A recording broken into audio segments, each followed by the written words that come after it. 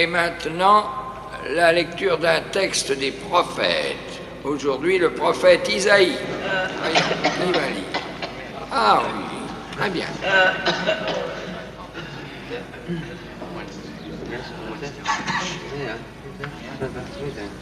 N'est-ce pas là le fils de Joseph? Oui, Joseph le charpentier. Ah, le charpentier. Le charpentier, Dieu et son âme.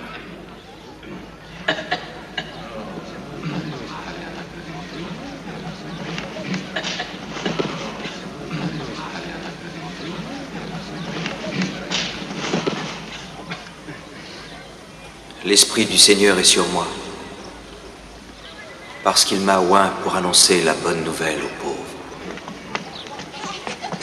Il m'a envoyé pour guérir ceux qui ont le cœur brisé, pour proclamer aux captifs la délivrance et aux aveugles le recouvrement de la vue,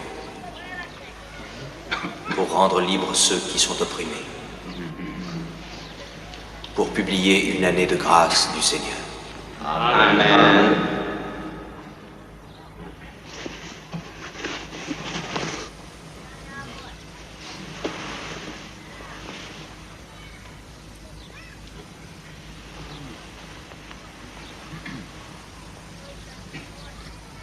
Aujourd'hui, cette parole de l'Écriture que vous venez d'entendre est accomplie. Mais qui est-ce? C'est le fils de Joseph. Les Écritures sont accomplies? Il a bien dit accompli. Mais comment ose-t-il dire une chose comme celle-là? Que veux-tu dire par là? La prophétie que tu as lue ne peut être accomplie que par la venue du Messie. Oui, par la venue du royaume de Dieu.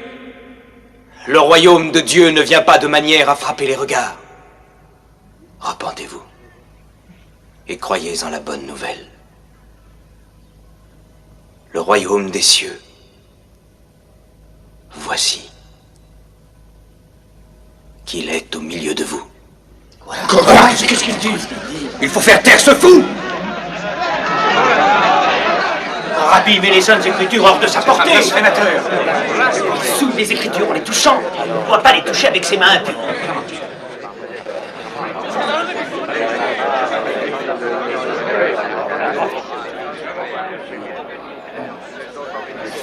J'ai entendu des choses à ton sujet. Je suis désolé. Un prophète n'est méprisé que dans sa patrie et dans sa propre maison. Il faut le tuer hors de la maison du Seigneur, c'est un imposteur. À la porte, le démoniaque, à la porte. Béni soit-il celui qui n'a pas honte de moi. Chassons cet homme-là de la maison de Dieu. Ne laissons pas toucher les saintes Écritures. Chassons-le tout de suite. Aujourd'hui, cette parole de l'Écriture que nous venons d'entendre est accomplie.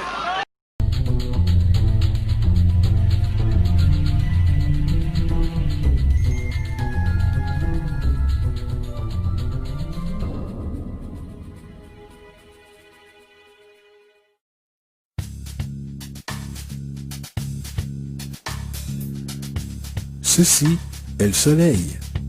L'histoire abonde de gravures et d'écritures remontant jusqu'à 10 000 ans avant Jésus-Christ, reflétant le respect et l'adoration des peuples à l'égard de cet objet. Et il est aisé d'en comprendre pourquoi. Car chaque matin, le soleil se lève apportant visibilité, chaleur et sécurité, sauvant les hommes des ténèbres de la nuit froide, sombre et remplie de prédateurs. Sans lui, les civilisations comprirent que les cultures ne pousseraient pas et que la vie sur la planète ne durerait pas. Ces réalités firent du soleil l'objet le plus admiré de tous les temps. De la même manière, elles étaient également très conscientes des étoiles. Le suivi du mouvement des étoiles leur permettait de reconnaître et d'anticiper des événements qui ne se reproduisaient que sur de longues périodes, comme les éclipses et les pleines lunes. Ils cataloguèrent alors les groupes célestes en ce que nous appelons aujourd'hui des constellations. Ceci est la croix du zodiaque, une des images conceptuelles les plus anciennes de l'histoire de l'homme. Elle représente le soleil passant figurativement à travers les 12 constellations principales au cours d'une année. Elle représente aussi les 12 mois de l'année, les 4 saisons et les solstices et équinoxes.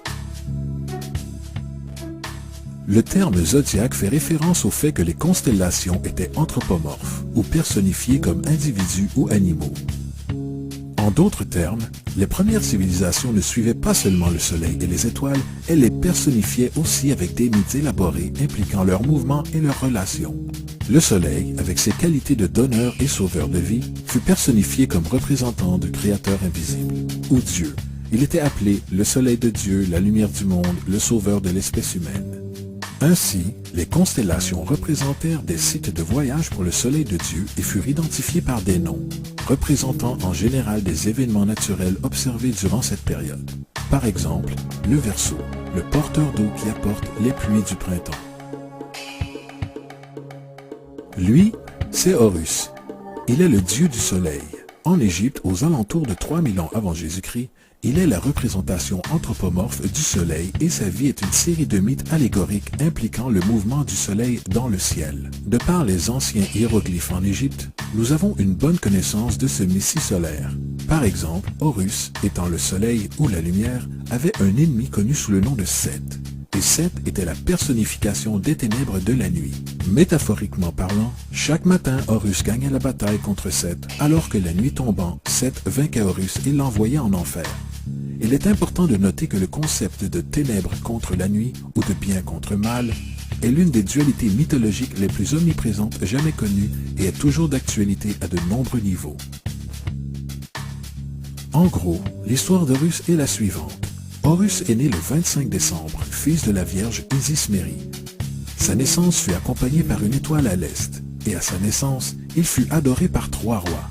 À l'âge de 12 ans, il était un enfant prodige enseignant, et à l'âge de 30 ans, il fut baptisé par un personnage connu sous le nom d'Anup, et commença alors son ministère.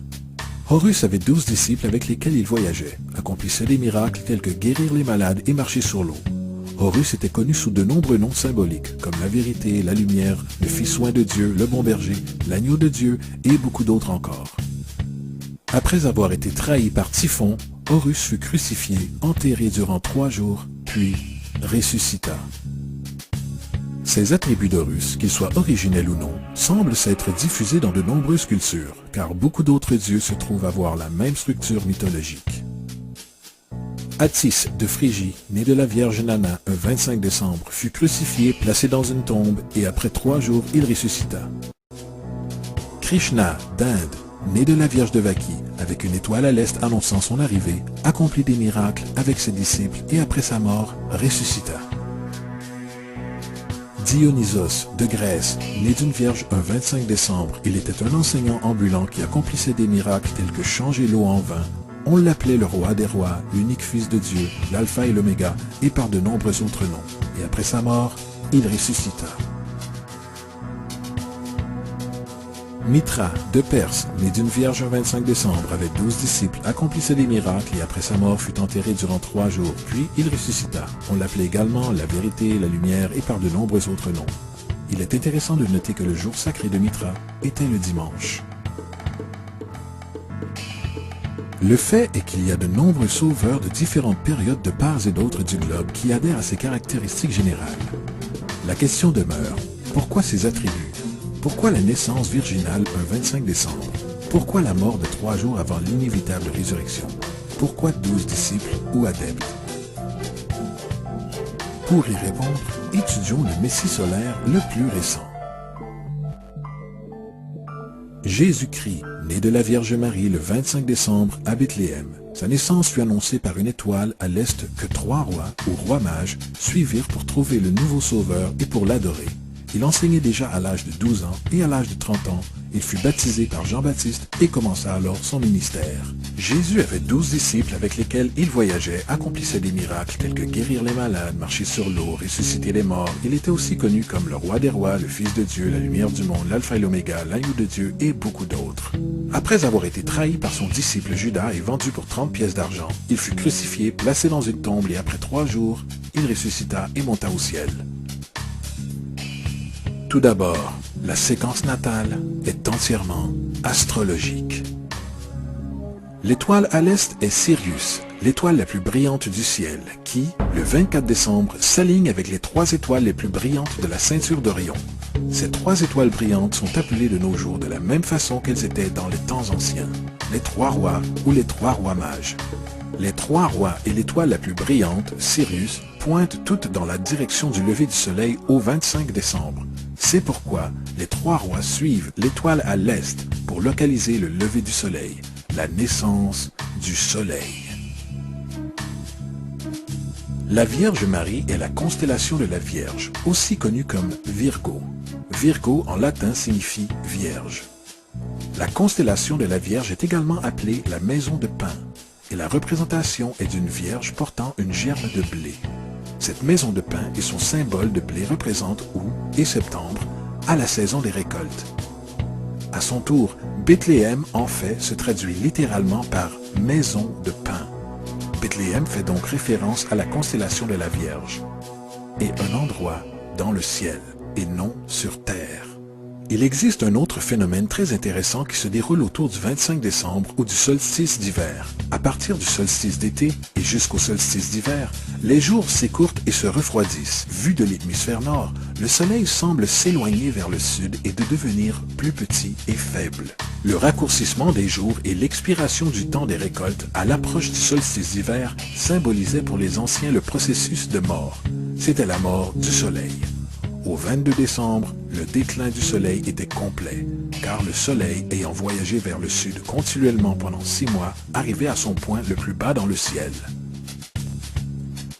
Ici, une chose étrange se produit. Le soleil cesse de descendre vers le sud, du moins perceptiblement pendant 3 jours. Durant cette pause de 3 jours, le soleil se situe à proximité de la constellation de la Croix du Sud, ou Crux. Et après cela, le 25 décembre, le soleil se décale d'1 degré, cette fois-ci vers le nord, présageant les jours plus longs, la chaleur et le printemps. Et ainsi il fut dit, le soleil mourut sur la croix et après 3 jours de mort ressuscita ou renaît. C'est pourquoi Jésus et de nombreux autres dieux du soleil partagent le concept de la crucifixion, des 3 jours de mort et la résurrection. C'est la transition du soleil juste avant son changement de direction pour retourner dans l'hémisphère nord et apporter le printemps, donc le salut. Cependant, ils ne célébrèrent pas la résurrection du soleil avant l'équinoxe du printemps, soit Pâques. Parce qu'au moment de l'équinoxe de printemps, le soleil vainque officiellement les ténèbres maléfiques, puisque les journées à partir de ce moment deviennent plus longues que les nuits, et les conditions revitalisantes du printemps émergent alors. Maintenant, le symbole astrologique probablement le plus évident de tous concernant Jésus fait référence aux 12 disciples. Il représente tout simplement les 12 constellations du zodiaque, avec qui Jésus, étant le soleil, voyage. En fait, le nombre 12 est omniprésent dans la Bible.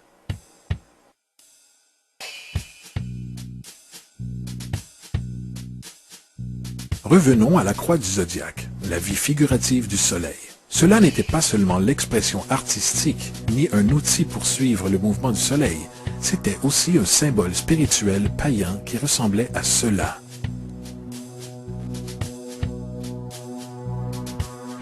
Ceci n'est pas un symbole du christianisme, c'est une adaptation païenne de la croix du zodiaque.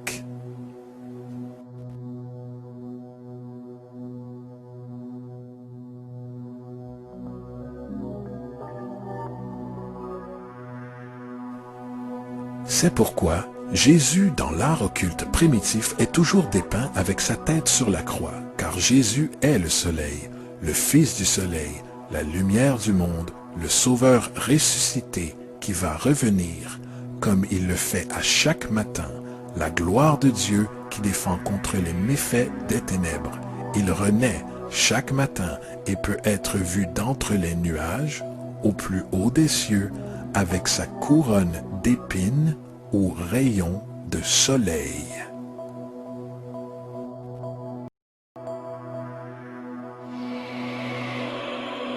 Maintenant, une des plus importantes des nombreuses métaphores astrologico-astronomiques de la Bible concerne les airs.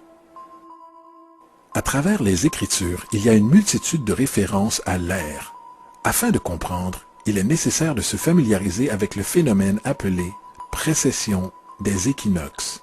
Les Égyptiens, ainsi que les civilisations plus anciennes, reconnaissèrent qu'environ tous les 2150 ans, le lever du soleil au matin de l'équinoxe de printemps se produit sous un signe différent du zodiaque selon l'époque. Ceci s'explique par un léger déplacement angulaire que la Terre maintient lors de la rotation sur son axe. On le qualifie de précession car les constellations reculent au lieu d'avancer dans leur cycle annuel normal. Le temps nécessaire à la précession pour traverser tous les 12 signes est approximativement 25 765 années. Cette durée s'appelle aussi la Grande Année, et les civilisations anciennes en étaient très conscientes. Elles faisaient référence à chaque période de 2150 ans comme une ère. De 4300 avant Jésus-Christ à 2150 avant Jésus-Christ, c'était l'ère du taureau.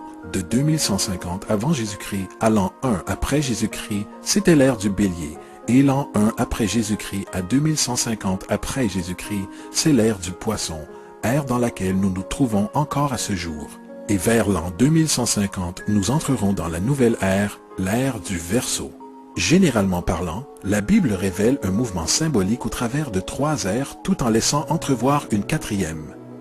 Dans l'Ancien Testament, quand Moïse descend du mont Sinaï avec les 10 commandements, il est très contrarié de voir son peuple vénérer un veau d'or. En fait, il brisa les tablettes de pierre et ordonne à son peuple de s'entretuer pour se purifier.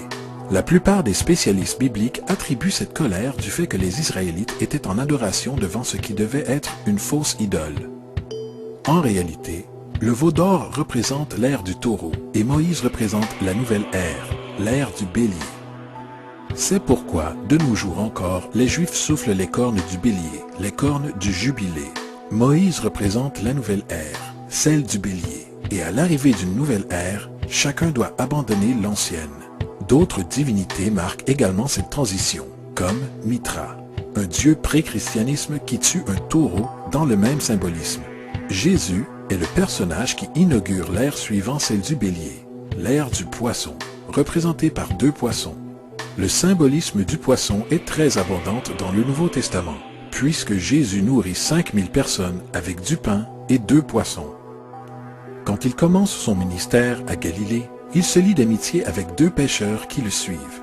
Nous avons tous vu l'autocollant de Jésus Poisson à l'arrière des voitures de certaines personnes. Ils n'ont pas la moindre idée de sa véritable signification. C'est un symbole astrologique païen pour le royaume du soleil durant l'ère du poisson. De plus, la date de naissance supposée de Jésus marque essentiellement le commencement de cette ère.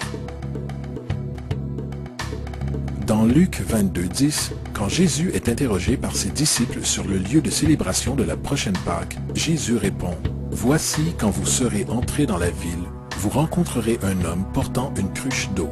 Suivez-le dans la maison où il entrera. »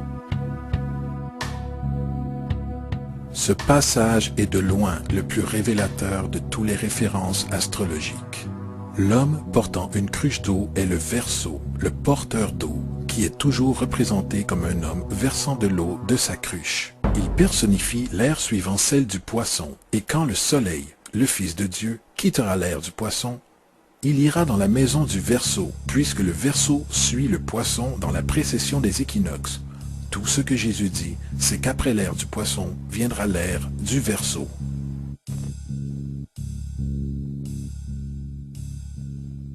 Nous avons tous entendu parler de la fin des temps et la fin du monde. Mis à part les caricatures du livre des Révélations, la source principale de cette idée vient de Matthieu 28:20, où Jésus dit « Je serai avec vous jusqu'à la fin du monde ». Cependant, dans la version du roi Jacques, « monde » est une erreur de traduction parmi tant d'autres. En fait, le mot employé est « ion », qui veut dire « âge » ou « ère ». Je serai avec vous jusqu'à la fin de l'ère, ce qui est vrai, puisque la personnification solaire de Jésus relative au poisson cessera lorsque le soleil entrera dans l'ère du Verseau. Le concept entier de la fin des temps ou de la fin du monde est une allégorie astrologique mal interprétée. Allez dire cela aux 100 millions de Nord-Américains qui croient que la fin du monde est proche.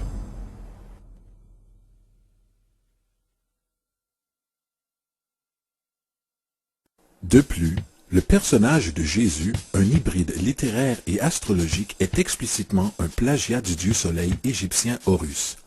Par exemple, gravé depuis environ 3500 ans sur les murs du temple de Luxor en Égypte, on peut voir des images de l'annonciation de la conception immaculée, de la naissance et de l'adoration d'Horus. Ces images commencent avec Thoth, prévenant la Vierge Isis qu'elle donnera naissance à Horus. Neph, le Saint-Esprit, fécondant la Vierge, puis enfin la naissance virginale et l'adoration. C'est précisément l'histoire de la conception miraculeuse de Jésus. En fait, les similarités littéraires entre la religion égyptienne et la religion chrétienne sont ahurissantes.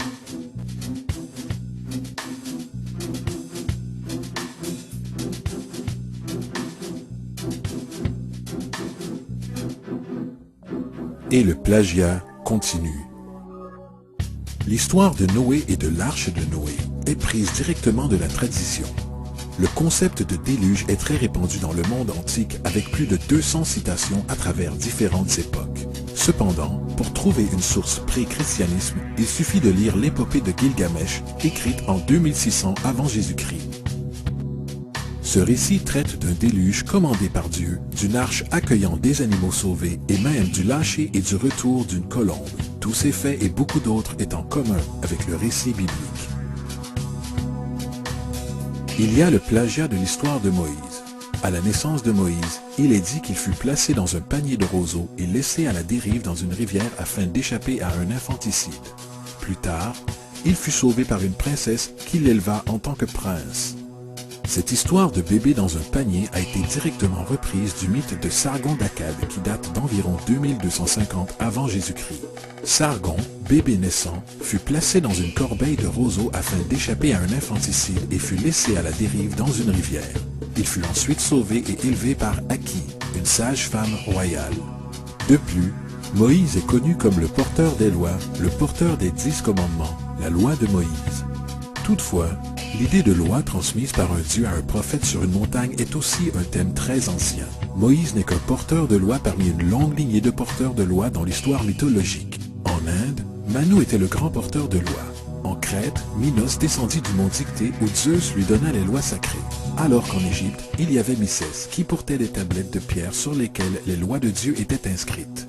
Manu, Minos, Mysès, Moïse. Et tant qu'aux 10 commandements, ils ont été directement sortis du chapitre 125 du livre des morts égyptien. Ce qui était formulé dans le livre des morts par la phrase « Je n'ai pas volé » est devenu « Tu ne voleras point ». « Je n'ai pas tué » est devenu « Tu ne tueras point ». « Je n'ai pas menti » est devenu « Tu ne porteras point de faux témoignages contre ton prochain ». Ainsi de suite. Il est probable que la religion égyptienne soit la base fondatrice de la théologie judéo-chrétienne. Le baptême, la vie après la mort, le jugement dernier, la naissance virginale, la mort et la résurrection, la crucifixion, l'arche d'alliance, la circoncision, les sauveurs, la sainte communion, le déluge, Pâques, Noël, la Pâque et beaucoup d'autres sont tous des éléments de concepts égyptiens prédatant de loin le christianisme et le judaïsme. Justin Martyr, un des premiers historiens et défendeurs du christianisme, a écrit « Lorsque nous disons que lui, Jésus-Christ, notre Maître, fut engendré sans union sexuelle, fut crucifié et mourut et ressuscita et monté aux cieux, nous n'avançons rien de différent de vos croyances concernant le fils de Jupiter. » Dans un autre texte, Justin Martyr dit « Il est né d'une vierge, acceptez cela en commun avec vos croyances sur Persée. » La Bible n'est rien d'autre qu'un hybride littéraire astro-théologique, comme pratiquement tous les mythes religieux la précédant. En fait, le transfert d'attributs d'un personnage à un autre peut être retrouvé dans la Bible elle-même. Dans l'Ancien Testament, il y a l'histoire de Joseph. Joseph était un prototype de Jésus. Joseph est né d'une naissance miraculeuse. Jésus est né d'une naissance miraculeuse. Joseph avait 12 frères. Jésus avait 12 disciples. Joseph fut vendu pour 20 pièces d'argent. Jésus fut vendu pour 30 pièces d'argent. Son frère, Judas, suggéra de vendre Joseph. Son disciple, Judas, suggéra de vendre Jésus. Joseph entreprit son œuvre à l'âge de 30 ans. Jésus entreprit son œuvre à l'âge de 30 ans. Les analogies n'en finissent pas.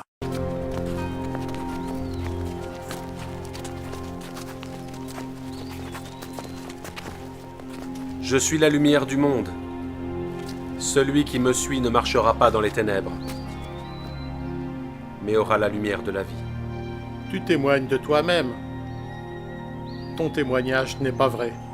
Je témoigne de moi-même, mais mon témoignage est vrai. car je sais d'où je suis venu et où je vais, mais vous ne savez pas d'où je viens, ni où je vais. Vous jugez selon la chair, moi je ne juge personne. Et si je juge, mon jugement est vrai, car je ne suis pas seul. Le Père qui m'a envoyé est avec moi. Il est écrit dans votre loi que le témoignage de 2 hommes est vrai. Je rends témoignage de moi-même, et le Père qui m'a envoyé témoigne de moi. Où est ton père? Vous ne me connaissez ni moi ni mon Père. Si vous me connaissiez, vous connaîtriez mon Père aussi. Je m'en vais, et vous me chercherez, et vous mourrez dans vos péchés. Vous ne pouvez venir où je vais. Vous êtes d'en bas. Je suis d'en haut. Vous êtes de ce monde. Je ne suis pas de ce monde. C'est pourquoi j'ai dit que vous mourrez dans vos péchés. Si vous ne croyez pas ce que je suis, vous mourrez dans vos péchés.